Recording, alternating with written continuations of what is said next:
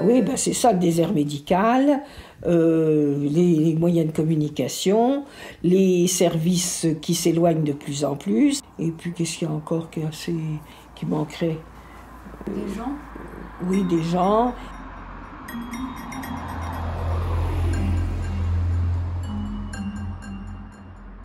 J'ai pas trop compris ce qu'elle fait d'ailleurs. Une école de design. Quel nom alambiqué. Qu'est-ce que ça peut bien être, Marcel, t'imagines? Alors bon, il paraît qu'elle dessine. C'est bien ça, mais ça va pas nourrir le monde, le dessin. Je sais pas, on dirait qu'ils y pensent pas, les jeunes. T'imagines un peu? Quand ils se retrouveront seuls et qu'il y aura plus que le design ou je sais pas quoi d'autre, la mode, tiens, la mode. Ils n'auront plus rien, les gosses. Ils se rendent pas compte qu'on marche sur la tête, Marcel. Tu verras, ils tomberont des nues. Ils le découvriront. C'est moi qui te le dis, Marcel. J'en mets ma main à couper. Ils se rendent pas compte. Qu'est-ce qu'il leur restera quand on sera plus là? Est-ce qu'ils y pensent à ça?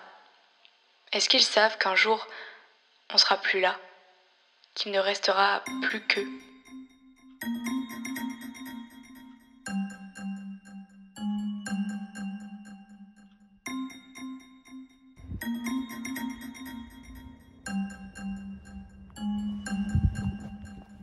Pourquoi est-ce que tout ne doit pas disparaître? Ah, ça, alors là, parce que premièrement, je suis une historienne dans l'âme, hein, et je pense qu'il faut transmettre tout ce qu'on a pu avoir et recevoir, et il faut le transmettre aux générations futures, et c'est indispensable. Pourquoi? Bah, C'est pour indispensable? parce que c'est beau, parce que C'est beau. c'est parce que c'est beau, Pour la beauté. pour la beauté. Quand on est jeune et qu'on n'a rien à voir avec tout ça, la vieillesse, c'est juste une insulte. C'est un truc qui nous tombera dessus, mais c'est comme être interrogé par le prof. On y pensera quand ce sera notre tour. En attendant, la vieillesse se niche dans le péjoratif. Parce que c'est la vulnérabilité, l'adoucissement des corps, la pente ardue qu'on ne peut pas éviter. Tout ce que le moderne déteste, la lenteur, les failles qu'on ne sait pas cacher parce qu'elles existent aux yeux de tous. Et puis les vieux d'aujourd'hui ont eu la vie belle qu'on cherche sans retrouver, en vain. Ils ont eu de la chance, pour beaucoup d'entre eux, car le monde distribuait de la chance plus facilement. Et nous, on est jaloux, faut bien l'avouer. Alors on leur fait payer.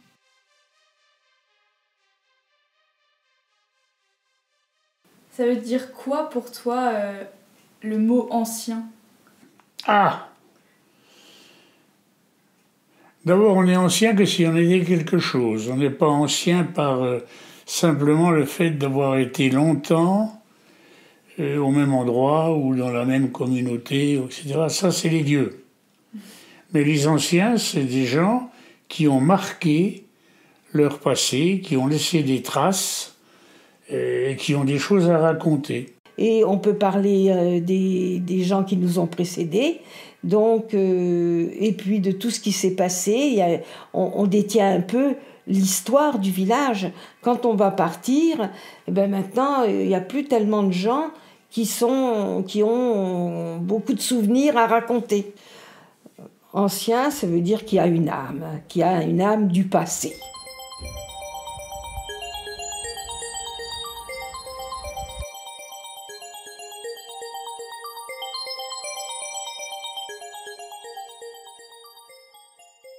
Mais moi, on m'a toujours dit que j'étais douée pour raconter des histoires.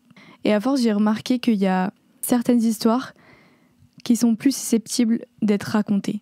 Ben oui, je suis donc Michel Rouget. J'ai vécu ici à Essois depuis l'âge de 4 ans. Je m'appelle Jean Rouget, j'ai 80 ans. Je suis arrivée, j'étais une toute petite fille, puisque bon, je suis née à Alger, mon papa était militaire, et donc après la guerre, on est rentré en France. Ceux qui, de fait, ont le plus d'histoires à raconter autour de moi, mes grands-parents, je me suis rendu compte en fait que personne n'allait marketer leur récit parce que c'était des personnes banales, quoi. Que personne braquait le projecteur sur leur expérience et que eux-mêmes, à certains égards, ils pensaient jamais à leur vie, à leur village, à leur vice, comme à quelque chose qui vaille la peine d'être raconté. Ne serait-ce que pour ce que ça pourrait dire de cette époque, de l'époque qui traverse, et d'un certain fragment de la vie, en fait, la vie de personnes âgées dans un village, dans la ruralité. Il y a déjà, pour être très concret, dans le village, il y a beaucoup de maisons qui disparaissent parce que la tendance, c'est plutôt de construire des maisons autour du village et pas dedans. Le village est un peu en train de mourir. Est-ce que tu as l'impression qu'on est, je sais pas, à un moment de l'histoire particulier ou alors ça a toujours été comme ça, les mondes? Non, toujours comme ça, je crois pas. Mais un monde qui disparaît, c'est parler un peu vite, je pense. C'est simplement... Enfin, il disparaîtra si on continue à s'en occuper comme ça. C'est-à-dire à ne pas tenir compte du type de vie que mènent les gens des villages, à ne pas tenir compte des activités qu'on peut y faire, à fermer toutes les administrations, toutes les boutiques, évidemment, on va finir par les tuer, le village. Moi, je crois que oui, il y a tout un monde qui disparaît, le monde du relationnel. Peut-être, oui, les gens restent avec les moyens d'information, de communication.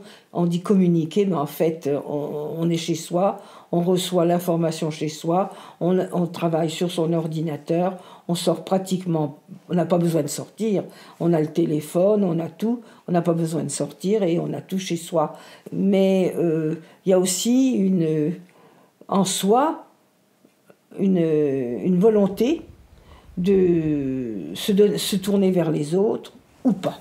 Peut-être qu'avant, dans les villages, les générations étaient plus mélangées, alors que maintenant, ouais. on vit pas... Enfin, tu sais, avant, les familles vivaient tous dans la même maison, donc il y avait toujours la grand-mère, le grand-père dans la maison.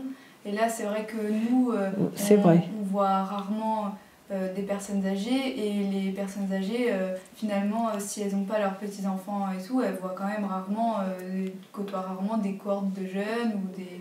Il y a peut-être un fossé qui s'est creusé. Un fossé qui s'est creusé, oui, mais il y a aussi la volonté. On nous dit que l'avenir appartient à ceux qui se lèvent tôt. Je crois que c'est un peu vrai. Mes grands-parents maternels, ils se sont respectivement levés en 1938 et en 1941. La France appartient à ceux qui se lèvent tôt, dans le sens où sa population est vieillissante. Bah ouais, parce que faire des enfants dans un monde qui flambe, ça donne plus vraiment envie. Alors quelque part, l'avenir, c'est les vieux. Les gens qui disparaissent dans un monde qui disparaît. Ceux qui cèdent le passage. Et moi, j'ai envie de parler d'eux. Est-ce que tu as l'impression d'être quelqu'un du présent ou quelqu'un du passé ? Ni plus du présent, ni plus du passé, je suis des deux. Et j'ai pas du tout l'impression d'être un vieux machin qui traîne ses galoches dans un village abandonné, qui est en train de périr et qui va... Non. Au 1er janvier 2019, il y a 13,4 millions de personnes résidant en France qui ont 65 ans ou plus, soit 20% de la population. C'est une proportion qui a progressé de 4 points en 20 ans.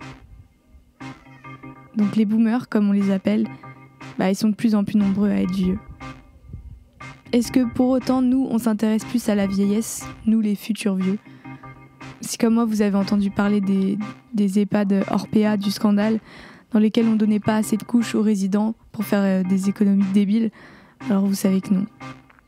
Les vieux, on les fuit, parce qu'ils nous rappellent que quoi qu'il arrive, on y passera aussi.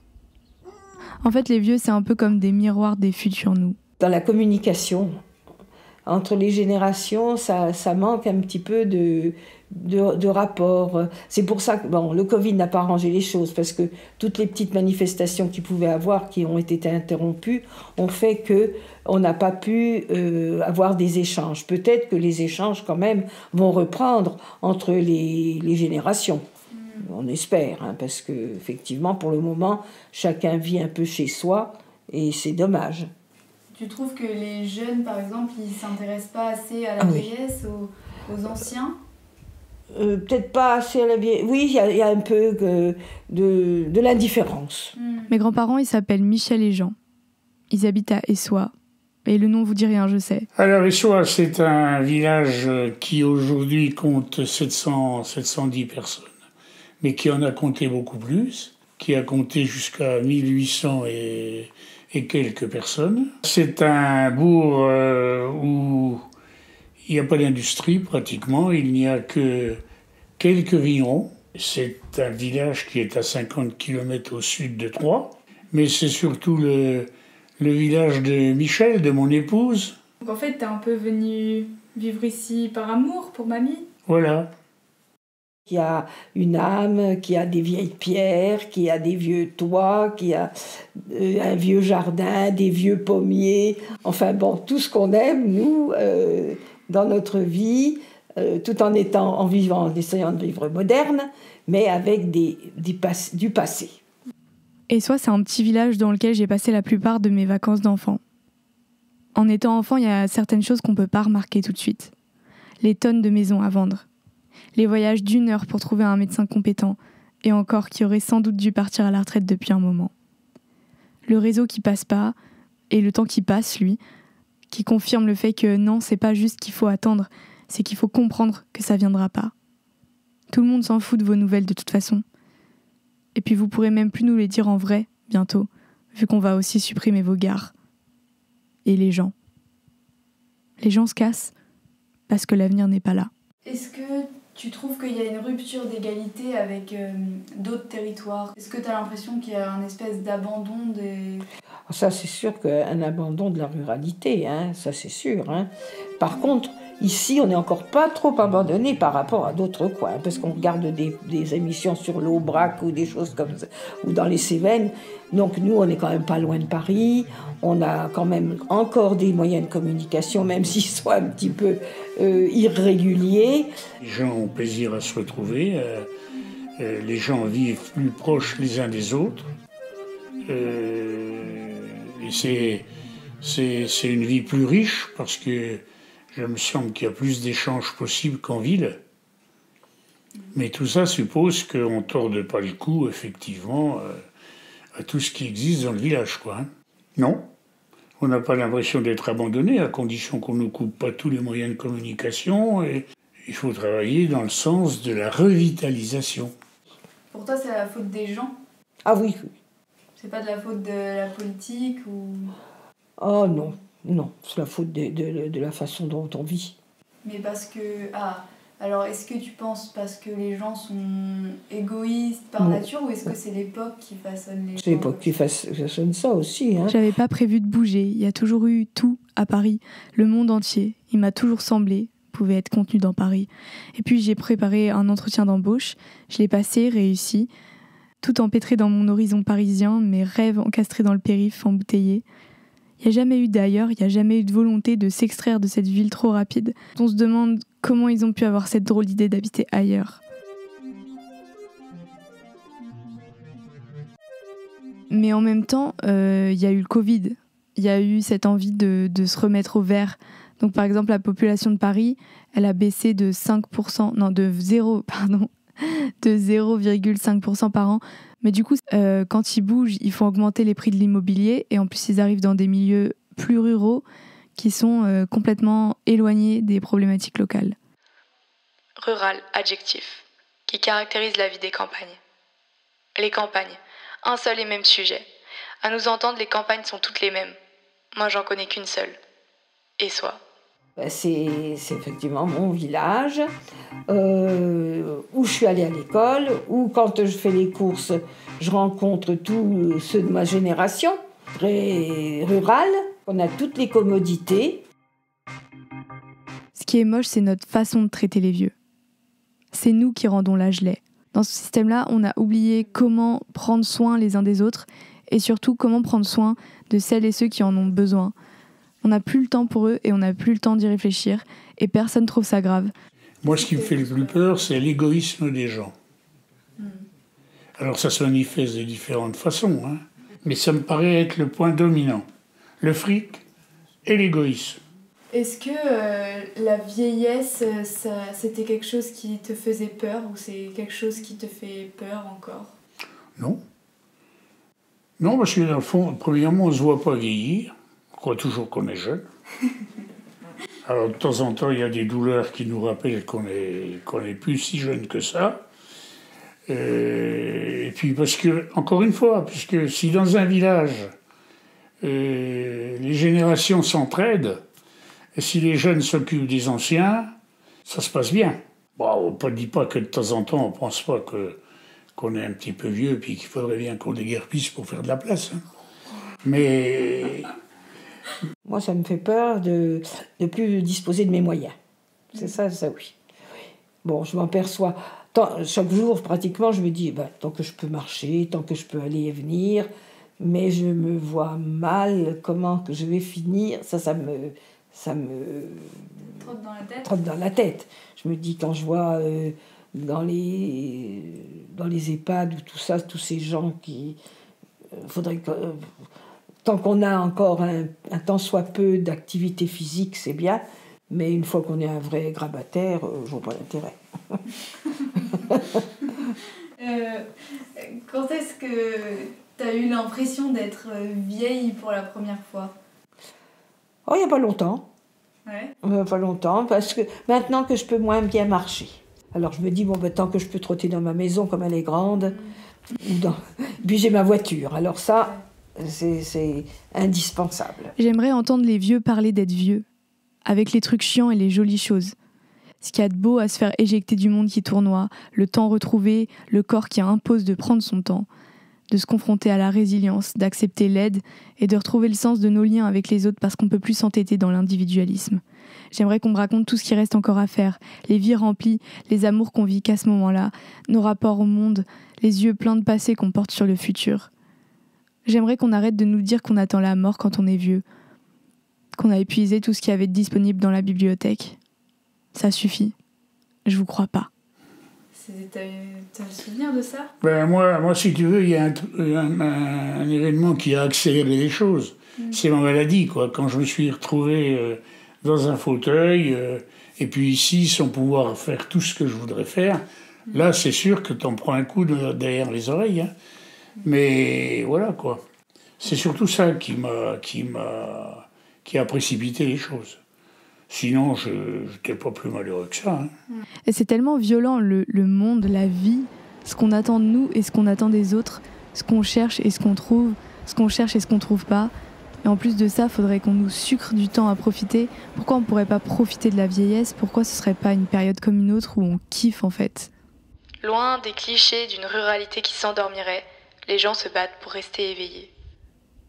J'ai lu cette phrase quelque part. Qu'est-ce qui te fait te lever le matin ? Qu'est-ce qui me fait lever le matin ? C'est mon réveil. Non, mais c'est la perspective d'une journée à Essoir, d'une journée dans le coin, d'une journée avec les amis, connaissances qu'on peut avoir. C'est pas désagréable. Hein. C'est pas une vie complètement renfermée sur nous-mêmes, où on fait rien d'autre que de conjuguer le verbe « je m'emmerde » dans tous les temps. Non, c'est pas désagréable de se réveiller le matin et de savoir qu'on va rencontrer un tel ou une telle. Non, on se réveille avec plaisir. C'est toujours trop tôt, mais enfin... Ah oui, pour mener ma journée, le matin, faire tout ce que j'ai à faire, aller au village, faire mes courses. Je rencontre toujours... Des fois, je rentre tard parce que je bavarde un coup à droite, un coup à gauche. Je rencontre des gens que je connais parce que j'irai... Par exemple, si je vais dans un endroit où je connais personne, ça me manque parce que moi, je vais chez la marchande de journaux, je discute... je dis bonjour, et puis dans la journée, avec papy, on va volontiers se promener dans la campagne, même si c'est en voiture, et puis aller faire un tour, chercher à voir les petites bêtes, comme on dit, on va voir des petites bêtes, les chevreuils, on en profite tranquillement. C'est marrant, j'ai retrouvé un poème que j'avais écrit sur Essoir, il y a 4 ans. Mais je crois que je vais le mettre en fait, à la fin, je vais finir sur ça. Ce sera la fin. Voyageant vers là-bas, les maisons s'éparpillent. La nature peuple ce pays qui défile, et bientôt on aperçoit l'horizon, comme un bol de perles, les vignes qui scintillent. Sa girouette veille, surveille, protège de ses ailes un village mélancolique au temps figé. Là, un peu caché dans le parfum de l'enfance, la demeure siège et respire hors du chaos, hors du tourment, du naufrage du bateau. La calme tranquillité continue sa danse. Au rythme lent de toutes les fleurs du jardin, la maison abrite un sanctuaire de paix, des pierres chaudes, beaucoup de joie. 2 Français. Ils se sont aimés ici, et encore chaque demain. Un homme bravant le défilé des années, une femme qui pétille même l'hiver, 2 êtres ensemble qui éloignent la misère et que la vie, par chance, dépose à nos côtés. Au fil des visites dans ce lieu adoré, nous grandissons, comme les arbres qui l'entourent. Parfois partis, nous revenons avec amour. Dans chacune des pièces revient fulgurant, un souvenir, un mot, une faille dans un cœur. Les meubles paternels effacent les douleurs. L'harmonie immuable appelle l'enfant. L'enfant que je fus, l'enfant que nous fûmes tous, dont l'âme claire et pure a élu domicile dans le tiroir juste au pied du lit infantile, ouvre à nouveau et du bonheur éclabousse. À chaque instant, je veux étaler mes cheveux sur les tapis chatoyants du salon, rouge, vert, entendre dans un flou la voix de ma grand-mère, entendre sans même comprendre, fermer les yeux. Me laisser happer par une vague de joie, aller avec elle à des sentiments plus jolis, dont on ne connaît pas le nom et pourtant qui évoquent les vieux, le bonheur et soi.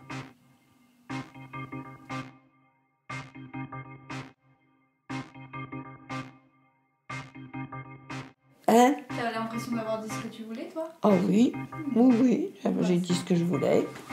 Et bah c'est parfait, alors j'arrête. Voilà.